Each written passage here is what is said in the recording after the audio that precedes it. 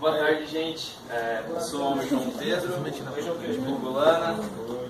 E vocês querem tentar acertar? Acho que não vão conseguir. Não, é verdade. Posso tentar? Não, você sabe, né? Porque você estava na sala. Fortnite. Não, eu vou falar hoje sobre loucura. É um tema muito amplo, muito profundo. Os estudiosos na área não conseguiram chegar ainda em consensos. Os psiquiatras brigam bastante entre si até hoje. Então, eu vou tentar dar uma resumida, falar um pouquinho sobre. Primeira definição de loucura e o histórico. Eu me baseei muito nos estudos de Foucault. E ele fala que a loucura nada mais do que é um fato cultural. Alguém considerado... Ai, meu Deus do céu. Deixa eu ver. O que é o contrário? Eu passando pelo... Também pra lá. Tá. É um fato de cultura. Um louco, para uma pessoa ser considerada louca, ela tem que ter pensamentos que a sociedade julga não ser o normal ou o padrão. Então, conforme o tempo passa, conforme a sociedade muda, aquelas pessoas que são consideradas loucas ou não, vai mudando. Pode passar.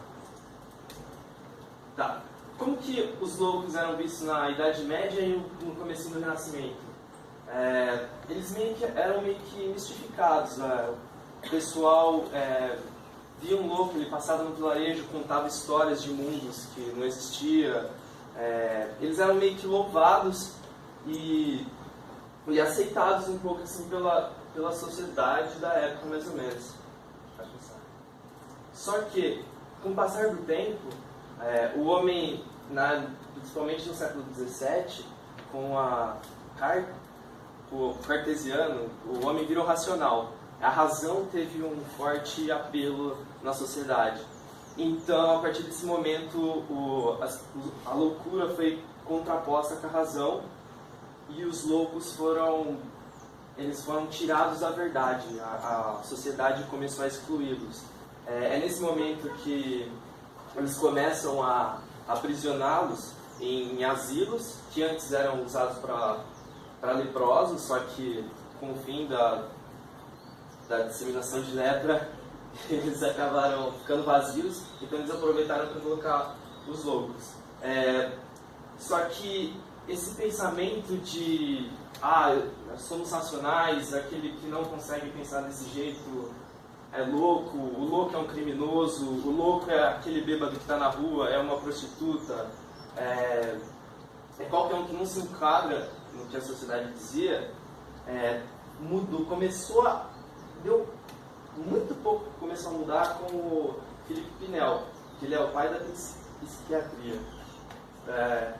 Ele foi o primeiro que tratou a loucura como doença e não como criminoso e tal.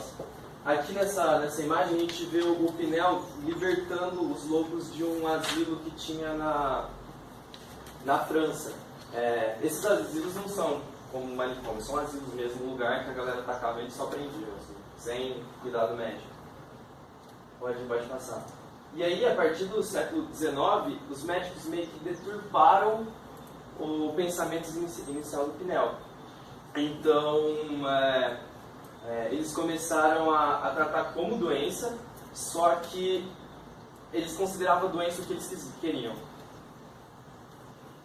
E aí, foi nesse momento que foram criados manicômios. Pode passar. Tá. Atualmente, como que os estudiosos veem a loucura? Eles evitam usar o termo, não é mais utilizado. Atualmente é psicose. É uma perturbação que torna difícil distinguir a realidade do que é ilógico, do que é verdade. Ela vem com alucinações e delírios. Delírio é quando eu entro, por exemplo, numa sala, tem um policial. Eu acho que ele vai me prender, ele está lá para me prender e eu começo a ficar com muito medo disso. Isso é um delírio. Alucinação é quando eu vejo o policial, escuto o policial, mas ele não existe. As psicoses, elas são diagnosticadas conforme o livro DSM, não sei se já ouviram falar. Ele tem cerca de umas 300 listas de sintomas para caracterizar cada uma das psicoses. Só que ele é muito... a galera não gosta dele, ele é muito criticado, porque tem lobby, os psiquiatras que fizeram o livro, eles tinham contratos com agências farmacêuticas. Até um tempo atrás, o DSM ele enquadrava a homossexualidade como doença. E hoje até em discussões esse livro DSM. E tem algumas das principais causas da psicose, que são as mais comuns, que são a esquizofrenia, o transtorno bipolar e o transtorno dissociativo de identidade. A esquizofrenia, ela comete cerca de 1% da população mundial. A gente, 1% é pouco, mas considerando o tamanho 6 bilhões, é muita gente. Os sintomas de quem tem esquizofrenia vai de delírios e alucinações, pensamentos desorganizados, apatia emocional, a pessoa não consegue sentir prazer, ela não consegue sentir feliz, ela também falta empatia nela, não consegue cuidar dos sentimentos dos outros. Pode passar. E aí que eu queria mostrar alguns filmes temáticos de personagens que possuem esquizofrenia. Como Cisne Negro, o Van Gogh, tem vários filmes do Van Gogh, ele é um pintor que tinha esquizofrenia. E Uma Mente Brilhante também. É legal ver que possuir um transtorno mental, uma psicose, não significa que, sei lá, uma pessoa é menor, assim como talvez a sociedade queira acreditar. Porque aqui a gente tem um exemplo de 3 gênios, cada um em sua área, sabe? Tem o transtorno dissociativo de identidade, que é quando uma pessoa possui várias personalidades dentro dela. Ela não consegue identificar qual é a personalidade real. Pode passar aqui. Aqui, por exemplo, a gente tem o caso do Billy Milligan. Ele foi preso na década de 80, acusado de... Ele cometia vários crimes e foi acusado de ter estuprado... Ele estuprou 3 meninas da faculdade de Ohio. Só que cada vítima, ela falava que o agressor era de um jeito. Uma falava que era um alemão, a outra falava que parecia uma criança de 2, 3 anos, e a outra dizia que era um homem, só que parecia que era uma mulher. E ele foi preso, e no julgamento descobriu que ele tinha, na verdade, 24 personalidades diferentes. E a verdadeira, que é o Billy Milligan, ele ficava dormindo a maior parte do tempo. É como se você não fosse dono do seu corpo, da sua mente. E então ele não se lembrava do que acontecia quando não era ele que estava no controle. Se alguém assistiu Fragmentado, pode pegar algumas semelhanças. Então a defesa caiu muito em cima disso, e ele foi a primeira pessoa absolvida por possuir esse distúrbio. Só que ele teve que viver em sanatórios até um pouquinho no final da vida. Ele falou que os crimes foram cometidos por 2 personalidades dele. A Dalana, que era uma lésbica de 19 anos, que tinha cometido todos os estupros, e o Rajen, que era um comunista iugoslávio que cometia crime de assaltar posto, como se fosse um Robin Hood. Aqui tem outros filmes também de outros personagens com TDI. O Norman Bates em Psicose, o próprio Fragmentado, e aqui na série Mr. Robot. Tá. Agora eu vou comentar um pouco sobre como a loucura foi tratada na história. A partir do que eu tinha explicado lá do século XIX, começaram a utilizar manicômios, hospitais psiquiátricos, eles gostam de chamar.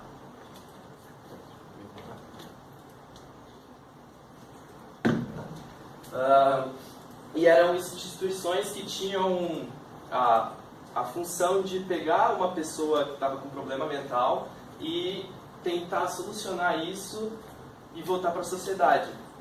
Só que tem a questão de que os médicos julgavam a normalidade o que eles queriam. Então é super comum gente não louca em hospital, gente sem problema mental em hospitais psiquiátricos. E existiam diversos abusos, tem muitas histórias de maltratos, mortes. Tá. Pode passar. Não, calma. Calma, tá certo. Pode deixar. Aqui são alguns tratamentos que a galera se utilizava para curar as pessoas. E todos esses foram médicos que instituíram e eram fielmente acreditados pelas instituições médicas. Indução a vômito, a explicação é de que quando uma pessoa estava na náusea, vomitando, ela não tinha espaço para alucinar, o ser mais furioso ia ficar leve de ser controlado e manipulado. Sangramento, eles tiravam muito sangue dos pacientes para fazer que eles ficassem menos violentos, não ter espaço de pensar devaneios, alucinações, afogamento. Eles colocavam o pessoal em câmeras e deixava eles afogados até parar de subir bolhas de ar, e depois reaviviam as pessoas, porque assim eles falavam que morrendo e nascendo de novo, a pessoa poderia voltar com o pensamento em ordem, sabe?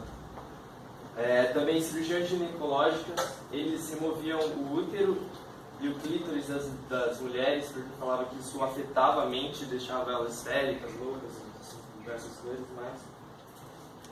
Esterilização nos homens também, porque eles diziam que o esperma era o líquido vital, então você tinha que ter no seu corpo para você ser são. Extração dos dentes, diziam que tinha bactérias e vírus que ficavam alocados nos dentes e subia para a cabeça e causava loucura. Tudo isso era médico falando e super apoiado pela comunidade médica.